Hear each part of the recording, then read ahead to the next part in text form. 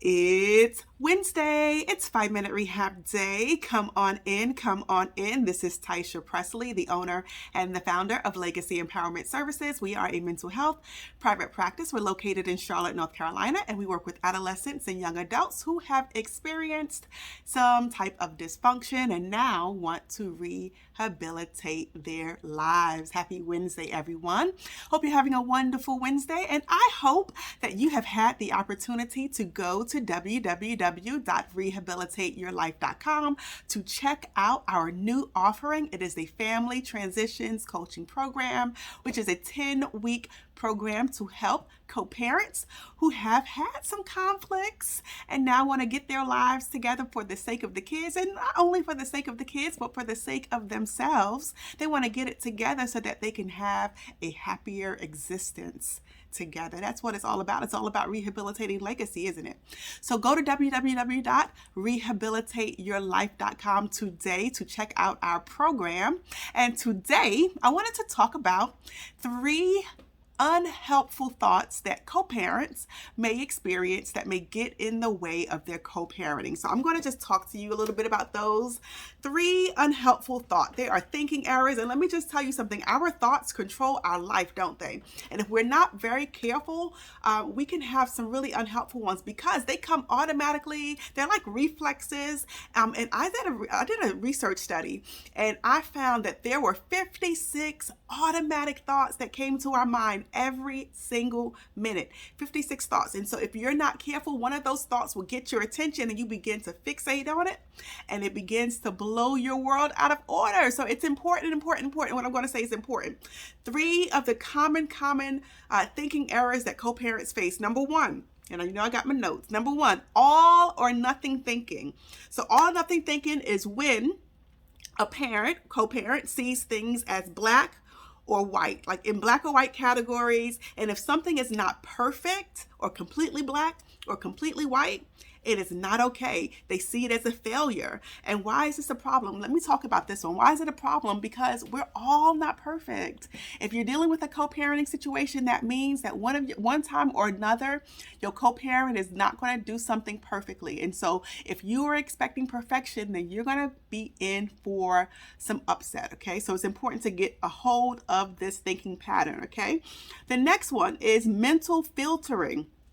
This is when you pick out a single negative detail and you dwell on it so much that it colors your vision for everything else. It's kind of like I have on these blue blocking glasses, and so everything that I see is from this lens. Whatever prescription that you wear, that's what you see. That's what mental filtering is. And so if you see that your co-parent, if you think your co-parent and you see that co-parent is someone that is high conflict, for example, then that means that every single thing that co-parent does, you're going to see it as if they're being high conflict, even if they're not being high conflict.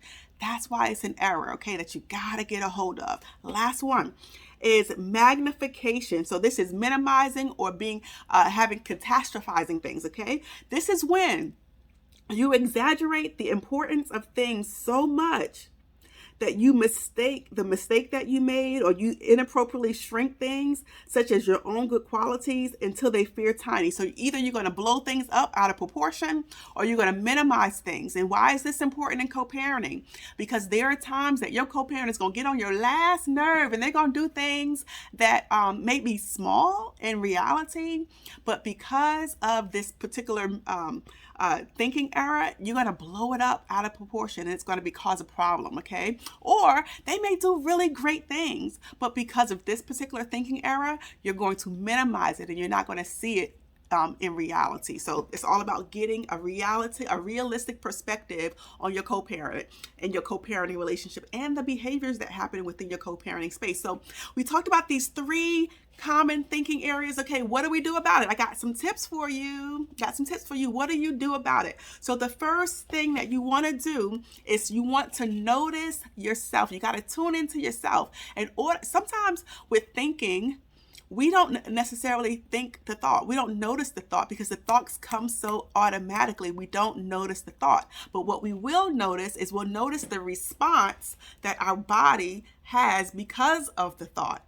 So if you are someone that your body you may feel the anger welling up in your body. You may feel the anxiety welling up in your body. You have to begin to tune into yourself to identify, how do I know when I'm anxious? How do I know when I'm angry? How do I know when I'm starting to escalate? When I'm starting to get upset? When I'm starting to get heated? I give my clients numbers. When your number is starting to go up, that means that you begin to do something to keep yourself safe. So number one, you got to notice yourself, notice the tension in your body. And then that alerts you that you need to do something about it. So step number two is to regulate yourself. So calm yourself down, do something, breathing, going for a walk, counting to 10, counting backwards, dancing, yoga, something mindful, something active, something that will regulate you. And if you're not at the place now where you can regulate yourself, then finding someone else that can co-regulate with you. But you got to calm yourself down. Why is that important?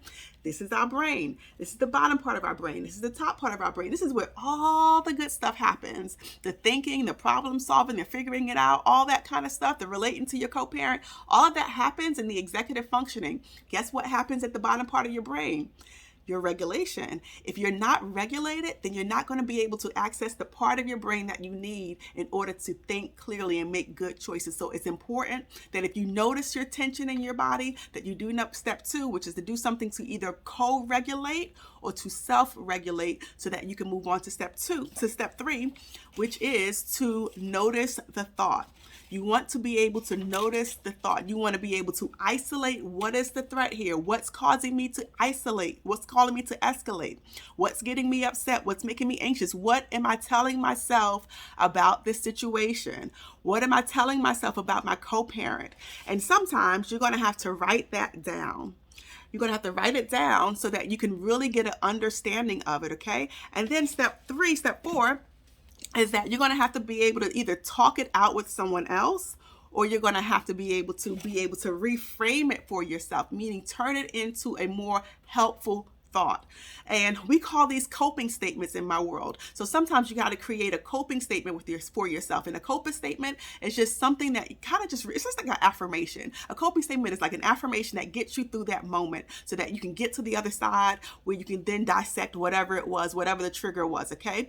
But the last step, after you kind of isolated the thought and after you have gotten through that moment, then now you want to be able to challenge the thought. So challenge the thought. Why was this a trigger for you? Okay. And then what you're going to ask yourself a couple of questions that I wrote down, is there any evidence that I have that this thought is true? What evidence do I have? Because most of our automatic thinking patterns, automatic negative thinking patterns are not realistic. So the question is, what evidence, what facts do I have that this is a real thought, a real thing? And you might need someone to help you to identify that. Number two, what evidence is there that supports the idea that I have? What evidence is there against the idea that I have? Is there another explanation for this situation? What is the worst that could possibly happen? Could I live through the worst that could possibly happen? What is the best that could possibly happen? What is the most realistic outcome here? And what happens if I believe this automatic thought?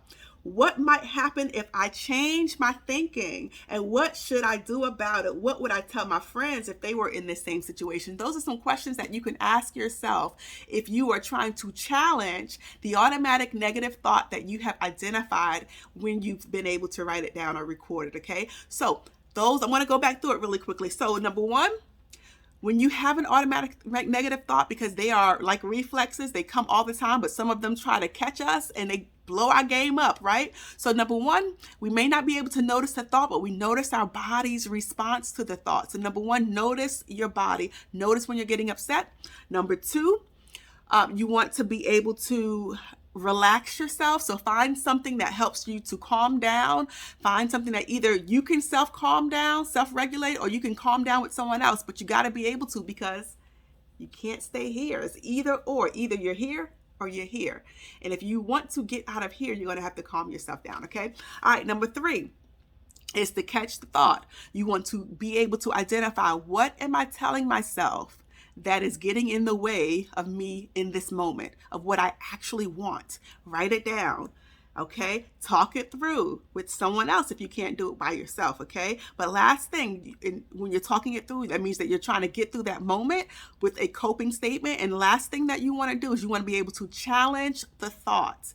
Where did this trigger come from? Do I have evidence to support this trigger? And if you don't, then you're going to have to find you a new way of thinking. What do I choose to believe about the situation? So those are the things that I want you to know about challenging unhelpful thoughts with your co-parent. And listen, if you struggle with this, all of us do at one time or another. If you struggle with this, I can help. Go to www.rehabilitateyourlife.com. Click on the coaching program. Enroll today. And I'll see you guys next week. Bye-bye.